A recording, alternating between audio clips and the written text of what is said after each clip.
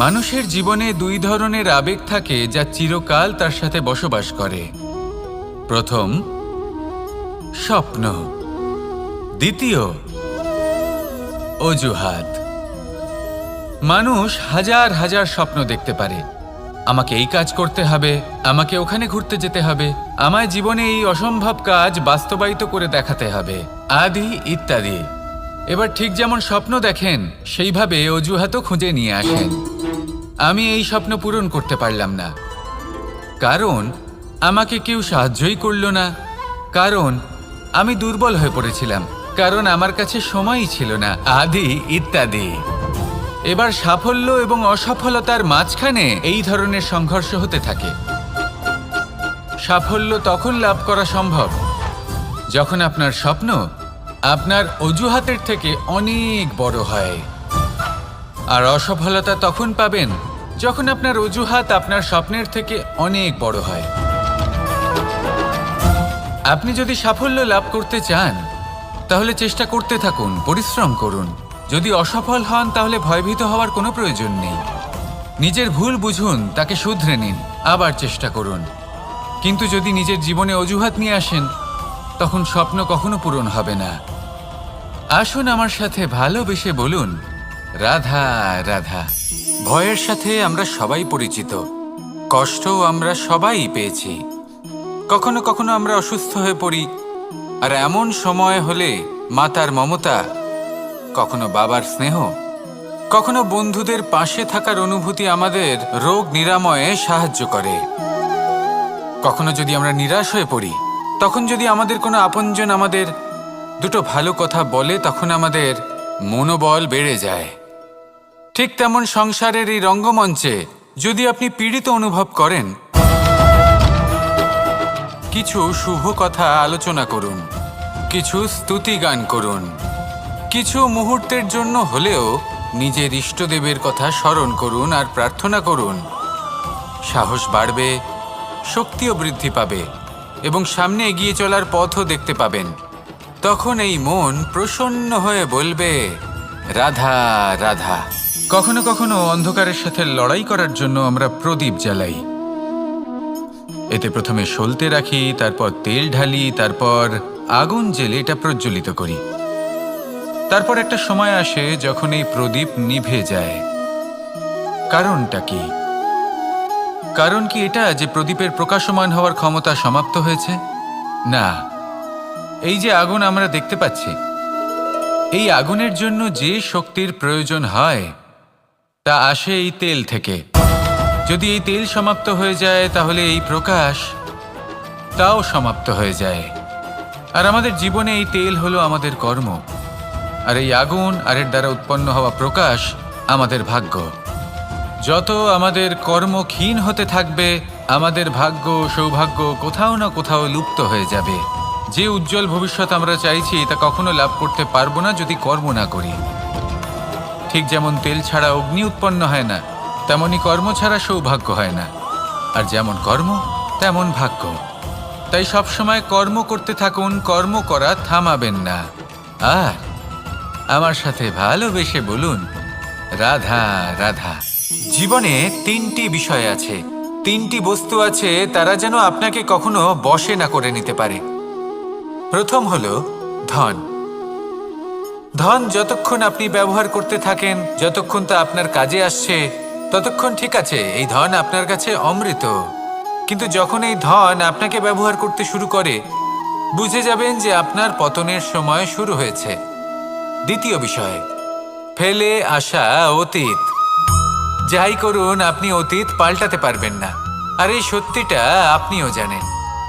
কিন্তু তাও এর বশবর্তী আমরা হয়ে পড়ি। আর যখন তাই হয়, তখন এই সংসারে আমরা যেখানেই যাই না কেন, যত বড়ই সুখ লাভ করি না কেন, সেই সব আমাদের কাছে তিক্ত বলে মনে হয়। তৃতীয় বিষয়, আপনার আশেপাশের মানুষ ভিন্ন ভিন্ন ধরনের মানুষ হয়, যাদের চিন্তা ভাবনা এবং দৃষ্টিভঙ্গি ভিন্ন ভিন্ন প্রকারের। যদি এদের বশবর্তী আপনি হয়ে পড়েন, তাহলে কেউ বলবে এটা করো, এটা ভালো। কেউ বলবে এটা করো না, ওটা করো, ওটা ভালো কাজ। কেউ বলবে এই দুটোই করো না, অন্য কিছু করো। এই কথাগুলিতে আপনি এতটাই জড়িয়ে পড়বেন যে আপনি লক্ষ্যভ্রষ্ট হয়ে পড়বেন। তাই এই 3 বিষয় থেকে সাবধানে থাকবেন। যদি কোনো কিছু বশ করতে হয়, তাহলে আপনাকে বশ করতে হবে আপনার আজকে, নিজের বর্তমানকে। এটা খুব প্রয়োজনীয়। এটা ভাববেন যে এই সময়ের সদ্ব্যবহার আমি কিভাবে করব, সময়কে শাসন কিভাবে করব, ওই কর্ম কিভাবে করব যাতে ভবিষ্যতে কখনো আমার আফসোস না হয়, বরং এই সংসার আমাকে নিয়ে গর্ব করবে, সেই কর্ম করুন। আর যখন আপনি এটা শিখে নেবেন, তখন আপনি নিজেই নিজেকে প্রকৃত অর্থে ভাগ্যশালী করে তুলবেন। আসুন আমার সাথে ভালোবেসে বলুন, রাধা রাধা। অনেক সময় আমরা কারোর নীরবতাকে তার দুর্বলতা ভেবে বসি। হতেই পারে সেই ব্যক্তি উত্তর দিতে চাইছেন না, হতে পারে অন্য কোনো কারণ আছে যা আমরা বুঝতেই পারছি না। সেই জন্য তাকে দুর্বল ভেবে নেওয়া অনুচিত। দেখতে গেলে এই বিশাল সমুদ্র এও কিন্তু নীরব, শান্ত হয়। কিন্তু যখন সে রুদ্র মূর্তি ধারণ করে, তখন কি হয়? সমগ্র সংসারকে বিনাশের পথে নিয়ে যায় এই সমুদ্র, প্রলয় সৃষ্টি করে। সেই জন্য কারোর সহ্য শক্তিকে দুর্বলতা বলে মনে করবেন না। কারণ যদি এই নীরবতা নিজেকে ভেঙে বেরিয়ে আসে, তাহলে তা বিনাশের সমস্ত সীমা পার করে যেতে পারে। তাই এই নীরবতাকে সবসময় বুঝুন, সবসময় একে সম্মান করতে শিখুন। আর আমার সাথে ভালোবেসে বলুন, রাধা রাধা। কখনো কোনো চাতক পাখিকে দেখেছেন? কথায় আছে যে বছরে মাত্র একবার সে তার তৃষ্ণা মিটিয়ে থাকে, আর তাও আকাশে ভেসে থাকা মেঘের দ্বারা ঘটানো বৃষ্টির জলের ফোঁটা থেকে। আর কোথাও থেকে সে তার তৃষ্ণা পূরণ করে না। সারা বছর সে নিদারুণ গরম সহ্য করে, তীব্র শীতও সহ্য করে, শুধু এই আশা নিয়ে যে বছরে একবার অন্তত সেই মেঘের ঘন ঘটা হবে, বৃষ্টি হবে, আর সে তার তৃষ্ণা নিবারণ করবে। এটা আসলে কি? এটা আসলে বিশ্বাস। সেই বিশ্বাস যে বছরে একবার সেই মেঘ আসবে তৃষ্ণা নিবারণ করতে। যেমন দেখুন, একটা সূর্যমুখী ফুল সারা রাত অন্ধকারের সাথে যুদ্ধ করে, কারণ তার বিশ্বাস যে ভোরবেলায় সূর্য তাকে অবশ্যই দর্শন দেবেন। সেটাও বিশ্বাস ছিল যার উপর ভরসা করে মনু একটা নৌকা নিয়ে বেরিয়ে পড়েছিলেন এবং সমস্ত সৃষ্টিকে প্রলয়ের হাত থেকে বাঁচিয়েছিলেন। সেটাও ছিল ভালোবাসার প্রতি বিশ্বাস, যার উপর ভরসা করে বানর এবং ভাল্লুক সেনা নিয়ে শ্রীরাম আক্রমণ করেছিলেন সমস্ত বরদানপ্রাপ্ত অসুরগণ এবং রাক্ষসগণের লঙ্কায় এবং জয়লাভ করেছিলেন। এই বিশ্বাসই হলো এই বিশ্বের আশা। বিশ্বাস রাখুন যে আপনি হলেন সর্বশ্রেষ্ঠ এবং শুধুই নিজের কর্ম করতে থাকুন। এই বিশ্বাসের আশাই আপনাকে প্রতি মুহূর্তে বল প্রদান করবে। এ হলো আমার বিশ্বাস। আসুন আর আমার সাথে ভালোবেসে বলুন, রাধা রাধা। যোগাসন। যোগাসনে আসন অত্যন্ত গুরুত্বপূর্ণ। এবার আমি বলবো সবথেকে শ্রেষ্ঠ আসন কোনটি। আশ্বাস।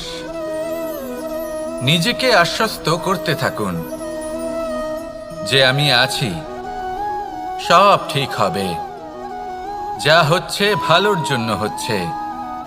এই আশ্বাস আপনাকে জীবনে এমন ধন্যাত্মক বিশ্বাস দেবে যে আপনি বড় বড় সমস্যার সমাধান করতে পারবেন। এবার যদি কথা বলি সবথেকে কঠিন সময়ের, তাহলে সেটা হলো বিচ্ছেদের।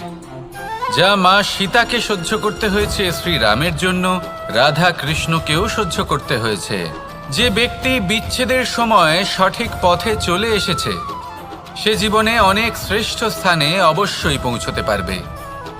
এবার যদি কথা বলি সবথেকে জরুরি এবং গুরুত্বপূর্ণ সময়ের, তাহলে সেটা হলো সংযোগ। সকলকে সাহায্য করতে থাকুন। আপনি অন্যদের সাহায্য করে তাদের যত আনন্দ দিতে পারবেন, ততটাই আনন্দ আপনারও জীবনে অবশ্যই আসবে। আসুন আর আমার সাথে ভালোবেসে বলুন, রাধা রাধা। সংসারে সকলে উঁচুতে উঠতে চায়, কেউ নত হতে চায় না। সবাই এটা মনে করে যে নত হওয়ার অর্থ হলো তাদের আত্মসম্মান এবং অহংবোধের বিরুদ্ধাচরণ করা। তাদের মনে হয় যে যদি আমরা নত হই, সংসার আমাদের দুর্বল মনে করবে, তাদের শৌর্য এবং তাদের ব্যক্তিত্বের অপমান হবে। কিন্তু এটা কি সত্যি? প্রত্যেকবার নত হওয়ার অর্থ কি সম্মানহানি হওয়া? কখনোই নয়। আপনি নিজের জীবনকেই দেখে নিন। আপনার কোনো অমূল্য জিনিস যদি নিচে পড়ে যায় তাহলে তাকে কিভাবে তোলেন? সেই বস্তুকে তোলার জন্য আপনাকে নত হতেই হবে। আপনি বড়দের আশীর্বাদ কিভাবে লাভ করেন? আপনি নত হয়ে তবেই তাদের আশীর্বাদ লাভ করতে পারেন, তাই না? ভেবে দেখুন, আপনি একটা পথে হাঁটছেন, আপনি দেখতে চাইছেন যে আপনি সঠিক পথে হাঁটছেন কিনা, পায়ের নিচে কাঁটা পড়ে আছে কিনা। কিভাবে দেখবেন? আপনাকে সেই মাথা নত করেই দেখতে হবে। এর অর্থ কি? অর্থ খুব সহজ। প্রত্যেকবার নত হওয়া অনুচিত নয়, সেটা কোনোভাবেই সম্মানহানি নয়। পরিস্থিতি অনুসারে এবং যেখানে প্রয়োজন আপনি নত হতে শিখে গেলে আপনি অনেক কিছুই লাভ করতে পারবেন। জ্ঞান, মান, গুণ, বিশ্বাস। সেই জন্য প্রয়োজন এবং পরিস্থিতি অনুসারে নত হতে শিখুন, এতে অনুচিত কিছুই নেই। আত্মসম্মান থাকা অত্যন্ত প্রয়োজনীয়, কিন্তু তা যেন কখনো অহংকারে পরিণত না হয়। এই বিষয়ে অবশ্যই নজর রাখবেন এবং আমার সাথে ভালোবেসে বলবেন, রাধা রাধা। আমাদের জীবনে অনেক ধরনের ব্যক্তি এসে থাকেন। কেউ কেউ আমাদের সাথে থেকে যান, কেউ আমাদের থেকে দূরে চলে যান। কেউ ভালো মানুষ হন, কেউ খারাপ মানুষ। কিন্তু আমরা সবসময় সেই সময়টাকে নিয়ে দুঃখ প্রকাশ করি যখন আমাদের জীবনে কোনো খারাপ ব্যক্তি প্রবেশ করেন। তারা আমাদের খারাপ অনুভূতি দেন, দুঃখ দেন, কষ্ট দেন। আমরা সবাই তাকে ভালো মন্দ কথা বলি। কিন্তু কেন? এমন বিভিন্ন ধরনের মানুষ, খারাপ মানুষ, ভালো মানুষ সবার জীবনেই আসেন এবং সকলকেই একটা অমূল্য শিক্ষা দান করে যান। এবার আপনি নিজেই ভেবে দেখুন, জীবনে যখন প্রথমবার আপনি আগুন স্পর্শ করেছিলেন তখন আপনি একটা শিক্ষা লাভ করেছিলেন যে আমাকে আগুনের থেকে একটু দূরে থাকতে হবে। তারপর আস্তে আস্তে আপনি শিখলেন যে কিভাবে এই আগুনকে নিয়ন্ত্রণে রাখতে হবে। তারপর আপনি শিখলেন যে কিভাবে নিজের জীবনে তাকে প্রয়োগ করতে হবে, তা সে অন্ধকারে প্রকাশ লাভ করার জন্য হোক বা খাবার বানানোর জন্য। সেইভাবেই কোনো খারাপ ব্যক্তি যখন আপনার জীবনে আসে, কোনো শিক্ষা দিয়ে যান, তার প্রতি কৃতজ্ঞ থাকুন। তার বিষয় খারাপ ভাবার বা খারাপ অনুভূতি নিয়ে থাকার কোনো প্রয়োজন নেই। সেই শিক্ষা লাভ করুন, ইতিবাচক মনোভাব নিয়ে জীবনের সামনে এগোতে থাকুন। কেউ নেই যিনি আপনাকে বাধা দিতে পারেন। আসুন আমার সাথে ভালোবেসে বলুন, রাধা রাধা। অনেক সময় আমরা জীবনে অনেক মানুষকে এমন বলতে শুনে থাকি যে আমি অসফল হয়েছি কারণ আমার সময় ভালো যাচ্ছিল না। আমি এই জিনিসটা লাভ করতে চাইছিলাম কিন্তু করতে পারলাম না কারণ আমার সময়টা ভালো যাচ্ছিল না। আমি আমার জীবনে ওই মহান কাজটা করতে চাইছিলাম কিন্তু করতে পারলাম না। কেন? কারণ আমার সময়টা ভালো যাচ্ছিল না।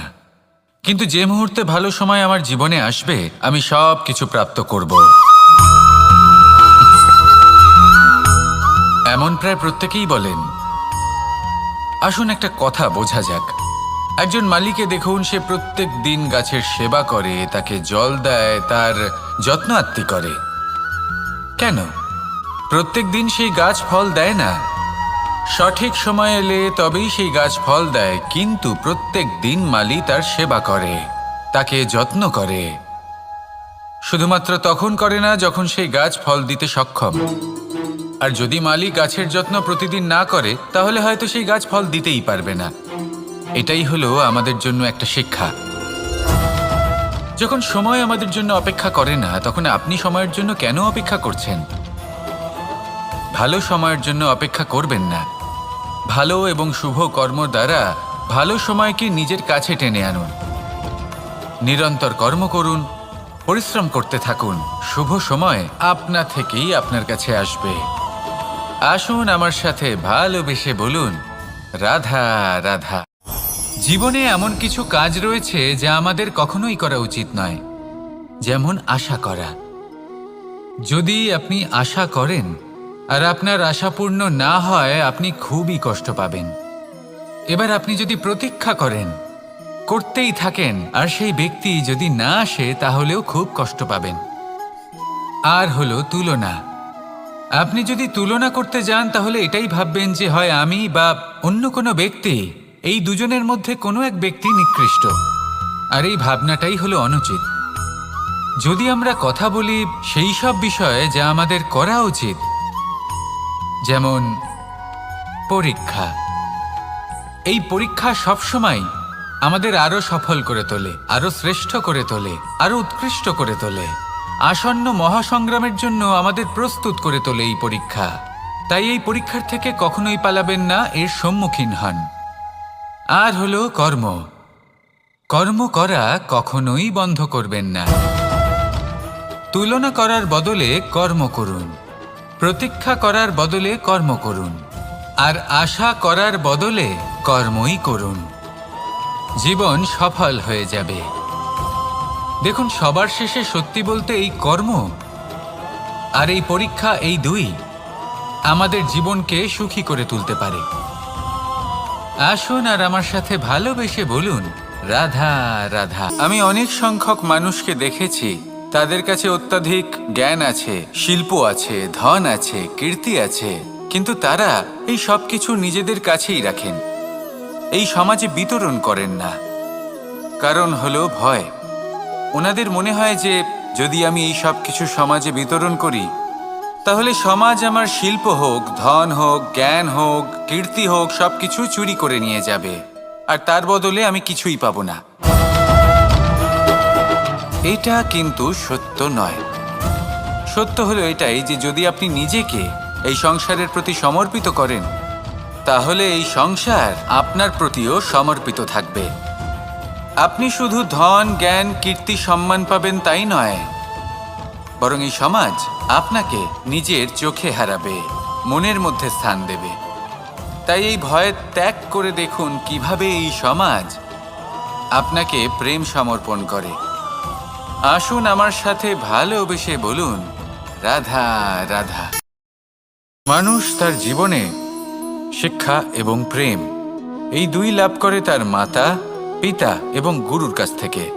কিন্তু মানুষ সবথেকে বেশি ভালোবাসে নিজের মাতাকে, কারণ মাতা খুব নির্মল চিত্তে ভালোবাসে, শান্ত মনে আমাদের অন্তরে শক্তির সঞ্চার করে থাকেন, আমাদের উৎসাহ দেন, বলশালী করে তোলেন।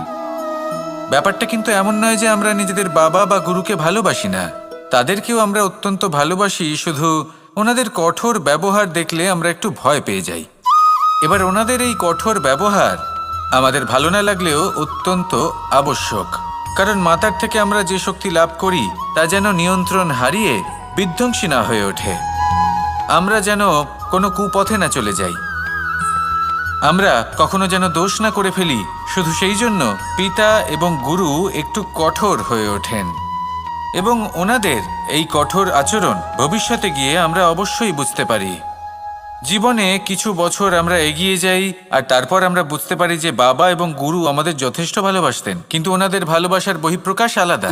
প্রয়োজনীয় হলো এটা দেখার, এটা বোঝার যে শুরু থেকে আমাদের প্রতি ওনাদের আচরণ কেমন ছিল। ওনাদের কঠোর হওয়ার পেছনে ওনাদের ভালোবাসাটা বোঝার চেষ্টা করুন, ওনাদের চিন্তাটা বোঝার চেষ্টা করুন, ওনাদের পথপ্রদর্শনের আড়ালে আপনার ভবিষ্যতের জন্য যে পরিকল্পনা ওনারা করেছেন সেটা বোঝার চেষ্টা করুন। তখন আপনারা বুঝতে পারবেন ওনাদের ভালোবাসাকে। আপনার মনের মধ্যে আপনা থেকেই ওনাদের প্রতি সম্মান জেগে উঠবে। নিজের পিতা এবং নিজের গুরু, এই দুজনের প্রতি কৃতজ্ঞতা প্রকাশ করুন আর আমার সাথে ভালোবেসে বলুন, রাধা রাধা। জীবন কিসের উপর নির্ভরশীল?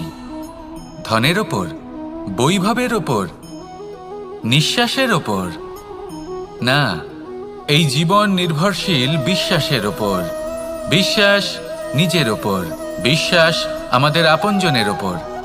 কিন্তু যখন এই বিশ্বাস ভেঙে যায়, তখন মানুষের মনও ভেঙে যায়, আর তারপর সে অন্য কিছু করতেই পারে না। তখন কি করা যেতে পারে? 3টে কাজ আছে যা আপনি করতে পারেন। প্রথম, ভালোবাসা। যাকে আপনি ভালোবাসেন, যারা আপনাকে ভালোবাসে, ভুল যারই হোক না কেন, তার কাছে ক্ষমা চাইতে কখনোই সংকোচ বোধ করবেন না। দ্বিতীয় হলো বিশ্বাস। যারা আপনাকে ভালোবাসেন, আপনাকে বিশ্বাস করেন, তাদের বিশ্বাস কখনো ভাঙবেন না। তৃতীয় হলো আশা। যারা আপনাকে ভালোবাসেন, আপনাকে বিশ্বাস করেন, তাদের আশা আপনার সাথে জড়িত। তাদের থেকে কখনো কিচ্ছু লুকোবেন না।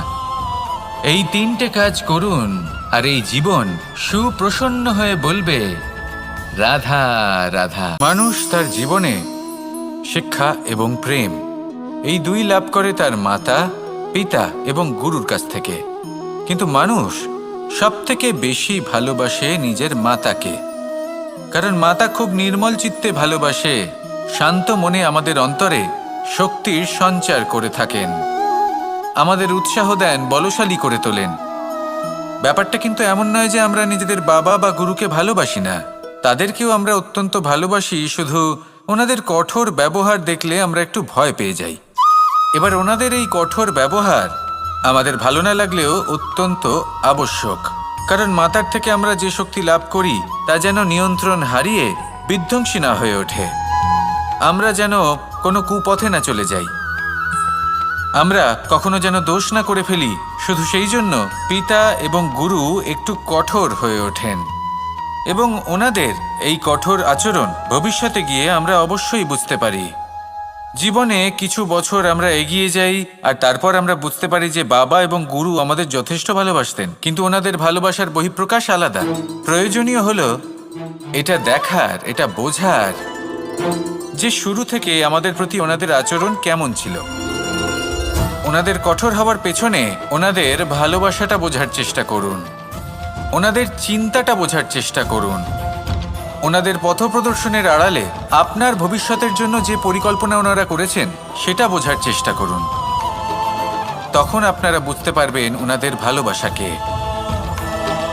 আপনার মনের মধ্যে আপনা থেকেই ওনাদের প্রতি সম্মান জেগে উঠবে। নিজের পিতা এবং নিজের গুরু এই দুজনের প্রতি কৃতজ্ঞতা প্রকাশ করুন আর আমার সাথে ভালোবেসে বলুন, রাধা রাধা। জীবন কিসের উপর নির্ভরশীল?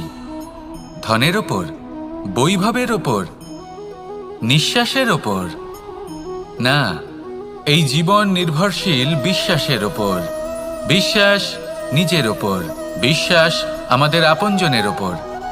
কিন্তু যখন এই বিশ্বাস ভেঙে যায় তখন মানুষের মনও ভেঙে যায়, আর তারপর সে অন্য কিছু করতেই পারে না। তখন কি করা যেতে পারে? তিনটে কাজ আছে যা আপনি করতে পারেন। প্রথম, ভালোবাসা। যাকে আপনি ভালোবাসেন, যারা আপনাকে ভালোবাসে, ভুল যারই হোক না কেন, তার কাছে ক্ষমা চাইতে কখনোই সংকোচ বোধ করবেন না। দ্বিতীয় হলো বিশ্বাস। যারা আপনাকে ভালোবাসেন, আপনাকে বিশ্বাস করেন, তাদের বিশ্বাস কখনো ভাঙবেন না। তৃতীয় হলো আশা। যারা আপনাকে ভালোবাসেন, আপনাকে বিশ্বাস করেন, তাদের আশা আপনার সাথে জড়িত। তাদের থেকে কখনো কিচ্ছু লুকোবেন না। এই তিনটে কাজ করুন আর এই জীবন সুপ্রসন্ন হয়ে বলবে, রাধা রাধা। মানুষের জীবনে দুই ধরনের আবেগ থাকে যা চিরকাল তার সাথে বসবাস করে। প্রথম, স্বপ্ন। দ্বিতীয়, অজুহাত। মানুষ হাজার হাজার স্বপ্ন দেখতে পারে। আমাকে এই কাজ করতে হবে, আমাকে ওখানে ঘুরতে যেতে হবে, আমায় জীবনে এই অসম্ভব কাজ বাস্তবায়িত করে দেখাতে হবে, আদি ইত্যাদি। এবার ঠিক যেমন স্বপ্ন দেখেন সেইভাবে অজুহাতও খুঁজে নিয়ে আসেন। আমি এই স্বপ্ন পূরণ করতে পারলাম না, কারণ আমাকে কেউ সাহায্যই করল না, কারণ আমি দুর্বল হয়ে পড়েছিলাম, কারণ আমার কাছে সময়ই ছিল না, আদি ইত্যাদি। এবার সাফল্য এবং অসফলতার মাঝখানে এই ধরনের সংঘর্ষ হতে থাকে। সাফল্য তখন লাভ করা সম্ভব যখন আপনার স্বপ্ন আপনার অজুহাতের থেকে অনেক বড় হয়, আর অসফলতা তখন পাবেন যখন আপনার অজুহাত আপনার স্বপ্নের থেকে অনেক বড় হয়। আপনি যদি সাফল্য লাভ করতে চান তাহলে চেষ্টা করতে থাকুন, পরিশ্রম করুন। যদি অসফল হন তাহলে ভয়ভীত হওয়ার কোনো প্রয়োজন নেই। নিজের ভুল বুঝুন, তাকে শুধরে নিন। আবার চেষ্টা করুন। কিন্তু যদি নিজের জীবনে অজুহাত নিয়ে আসেন, তখন স্বপ্ন কখনো পূরণ হবে না। আসুন আমার সাথে ভালোবেসে বলুন, রাধা রাধা। ভয়ের সাথে আমরা সবাই পরিচিত, কষ্টও আমরা সবাই পেয়েছি। কখনো কখনো আমরা অসুস্থ হয়ে পড়ি, আর এমন সময় হলে মাতার মমতা, কখনো বাবার স্নেহ, কখনো বন্ধুদের পাশে থাকার অনুভূতি আমাদের রোগ নিরাময়ে সাহায্য করে। কখনো যদি আমরা নিরাশ হয়ে পড়ি, তখন যদি আমাদের কোনো আপনজন আমাদের দুটো ভালো কথা বলে, তখন আমাদের মনোবল বেড়ে যায়। ঠিক তেমন সংসারের এই রঙ্গমঞ্চে যদি আপনি পীড়িত অনুভব করেন, কিছু শুভ কথা আলোচনা করুন, কিছু স্তুতি গান করুন, কিছু মুহূর্তের জন্য হলেও নিজের ইষ্টদেবের কথা স্মরণ করুন আর প্রার্থনা করুন। সাহস বাড়বে, শক্তিও বৃদ্ধি পাবে এবং সামনে এগিয়ে চলার পথও দেখতে পাবেন। তখন এই মন প্রসন্ন হয়ে বলবে, রাধা রাধা। কখনো কখনো অন্ধকারের সাথে লড়াই করার জন্য আমরা প্রদীপ জ্বালাই। এতে প্রথমে সলতে রাখি, তারপর তেল ঢালি, তারপর আগুন জেলে এটা প্রজ্বলিত করি। তারপর একটা সময় আসে যখন এই প্রদীপ নিভে যায়। কারণটা কি? কারণ কি এটা যে প্রদীপের প্রকাশমান হওয়ার ক্ষমতা সমাপ্ত হয়েছে? না, এই যে আগুন আমরা দেখতে পাচ্ছি, এই আগুনের জন্য যে শক্তির প্রয়োজন হয় তা আসে এই তেল থেকে। যদি এই তেল সমাপ্ত হয়ে যায়, তাহলে এই প্রকাশ তাও সমাপ্ত হয়ে যায়। আর আমাদের জীবনে এই তেল হলো আমাদের কর্ম, আর এই আগুন আর এর দ্বারা উৎপন্ন হওয়া প্রকাশ আমাদের ভাগ্য। যত আমাদের কর্ম ক্ষীণ হতে থাকবে, আমাদের ভাগ্য সৌভাগ্য কোথাও না কোথাও লুপ্ত হয়ে যাবে। যে উজ্জ্বল ভবিষ্যৎ আমরা চাইছি তা কখনো লাভ করতে পারবো না যদি কর্ম না করি।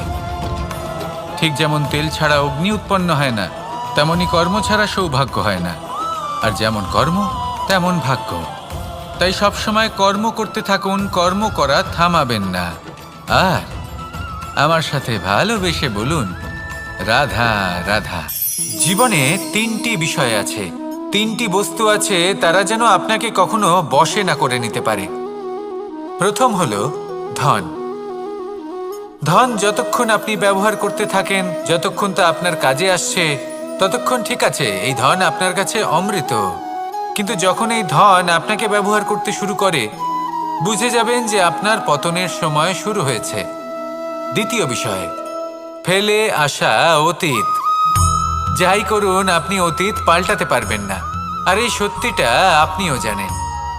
কিন্তু তাও এর বশবর্তী আমরা হয়ে পড়ি। আর যখন তাই হয়, তখন এই সংসারে আমরা যেখানেই যাই না কেন, যত বড়ই সুখ লাভ করি না কেন, সেই সব আমাদের কাছে তিক্ত বলে মনে হয়। তৃতীয় বিষয়, আপনার আশেপাশের মানুষ ভিন্ন ভিন্ন ধরনের মানুষ হয়, যাদের চিন্তা ভাবনা এবং দৃষ্টিভঙ্গি ভিন্ন ভিন্ন প্রকারের। যদি এদের বশবর্তী আপনি হয়ে পড়েন, তাহলে কেউ বলবে এটা করো, এটা ভালো। কেউ বলবে এটা করো না, ওটা করো, ওটা ভালো কাজ। কেউ বলবে এই দুটোই করো না, অন্য কিছু করো। এই কথাগুলিতে আপনি এতটাই জড়িয়ে পড়বেন যে আপনি লক্ষ্যভ্রষ্ট হয়ে পড়বেন। তাই এই তিন বিষয় থেকে সাবধানে থাকবেন।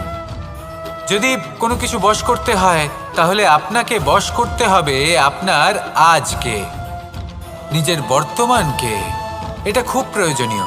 এটা ভাববেন যে এই সময়ের সদ্ব্যবহার আমি কিভাবে করব, সময়কে শাসন কিভাবে করব, ওই কর্ম কিভাবে করব যাতে ভবিষ্যতে কখনো আমার আফসোস না হয়, বরং এই সংসার আমাকে নিয়ে গর্ব করবে, সেই কর্ম করুন। আর যখন আপনি এটা শিখে নেবেন, তখন আপনি নিজেই নিজেকে প্রকৃত অর্থে ভাগ্যশালী করে তুলবেন।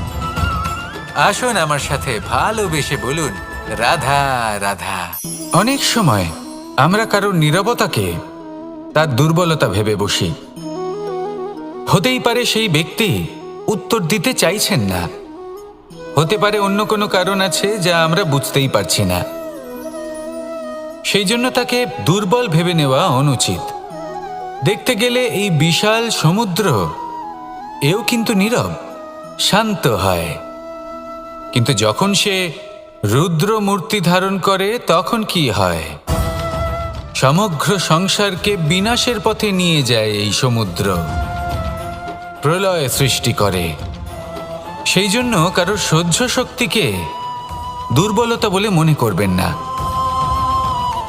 কারণ যদি এই নীরবতা নিজেকে ভেঙে বেরিয়ে আসে তাহলে তা বিনাশের সমস্ত সীমা পার করে যেতে পারে। তাই এই নীরবতাকে সবসময় বুঝুন, সবসময় একে সম্মান করতে শিখুন, আর আমার সাথে ভালোবেসে বলুন, রাধা রাধা। কখনো কোনো চাতক পাখিকে দেখেছেন? কথায় আছে যে বছরে মাত্র একবার সে তার তৃষ্ণা মিটিয়ে থাকে, আর তাও আকাশে ভেসে থাকা মেঘের দ্বারা ঘটানো বৃষ্টির জলের ফোঁটা থেকে। আর কোথাও থেকে সে তার তৃষ্ণা পূরণ করে না। সারা বছর সে নিদারুণ গরম সহ্য করে, তীব্র শীতও সহ্য করে, শুধু এই আশা নিয়ে যে বছরে একবার অন্তত সেই মেঘের ঘন ঘটা হবে, বৃষ্টি হবে, আর সে তার তৃষ্ণা নিবারণ করবে। এটা আসলে কি?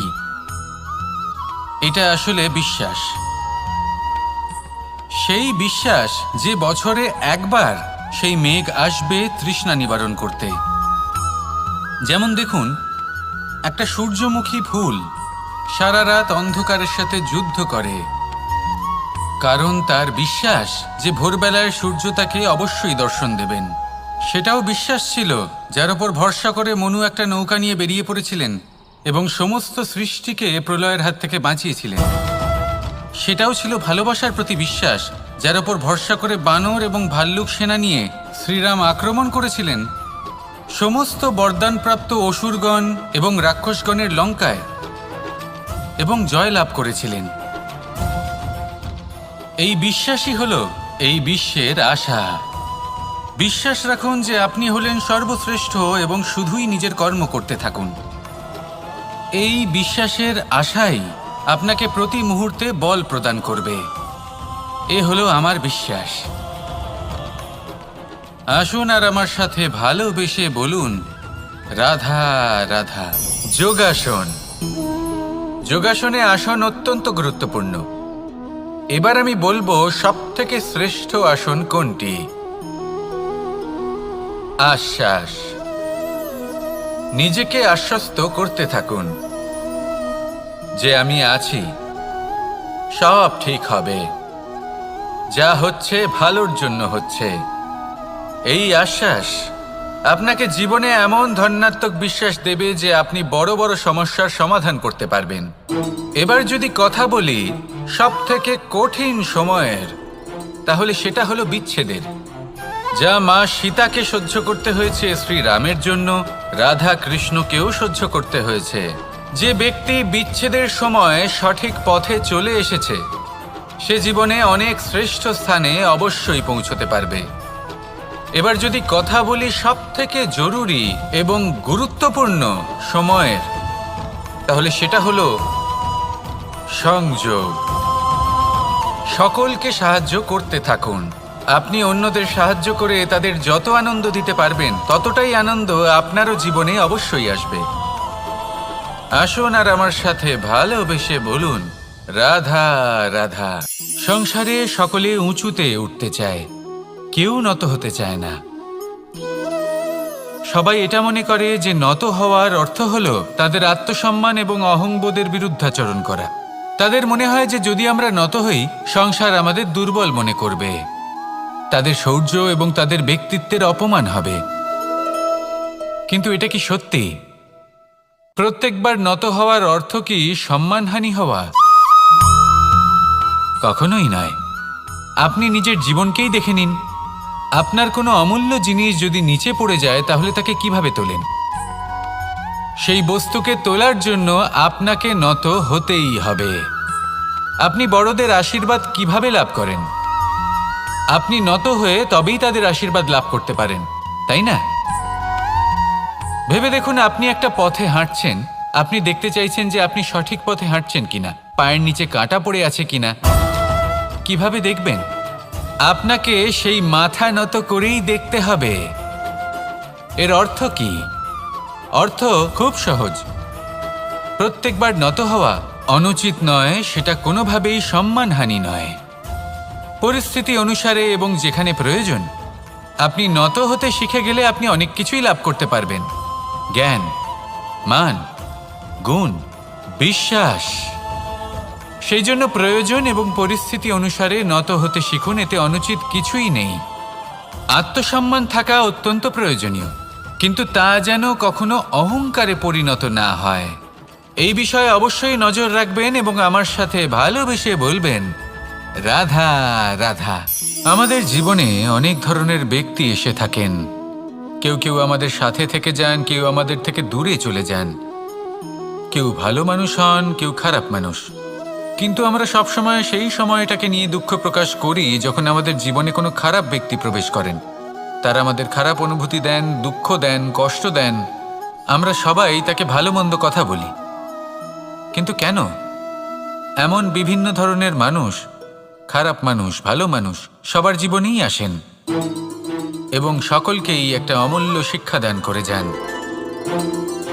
এবার আপনি নিজেই ভেবে দেখুন, জীবনে যখন প্রথমবার আপনি আগুন স্পর্শ করেছিলেন, তখন আপনি একটা শিক্ষা লাভ করেছিলেন যে আমাকে আগুনের থেকে একটু দূরে থাকতে হবে। তারপর আস্তে আস্তে আপনি শিখলেন যে কিভাবে এই আগুনকে নিয়ন্ত্রণে রাখতে হবে। তারপর আপনি শিখলেন যে কিভাবে নিজের জীবনে তাকে প্রয়োগ করতে হবে, তা সে অন্ধকারে প্রকাশ লাভ করার জন্য হোক বা খাবার বানানোর জন্য। সেইভাবেই কোনো খারাপ ব্যক্তি যখন আপনার জীবনে আসে, কোনো শিক্ষা দিয়ে যান, তার প্রতি কৃতজ্ঞ থাকুন। তার বিষয় খারাপ ভাবার বা খারাপ অনুভূতি নিয়ে থাকার কোনো প্রয়োজন নেই। সেই শিক্ষা লাভ করুন, ইতিবাচক মনোভাব নিয়ে জীবনের সামনে এগোতে থাকুন। কেউ নেই যিনি আপনাকে বাধা দিতে পারেন। আসুন আমার সাথে ভালোবেসে বলুন, রাধা রাধা। অনেক সময় আমরা জীবনে অনেক মানুষকে এমন বলতে শুনে থাকি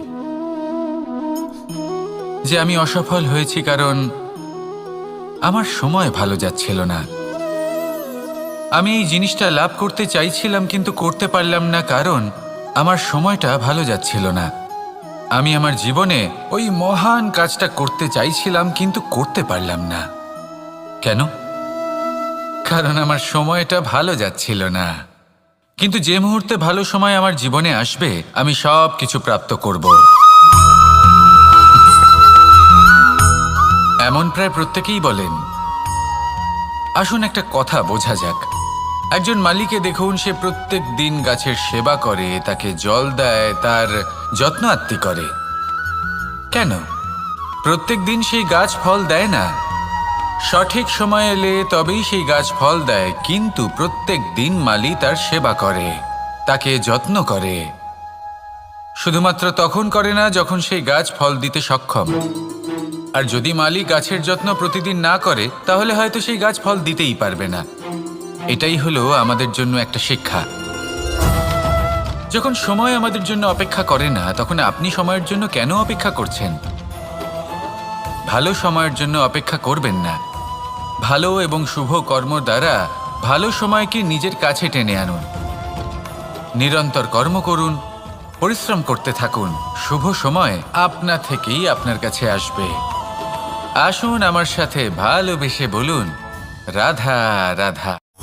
জীবনে এমন কিছু কাজ রয়েছে যা আমাদের কখনোই করা উচিত নয়, যেমন আশা করা।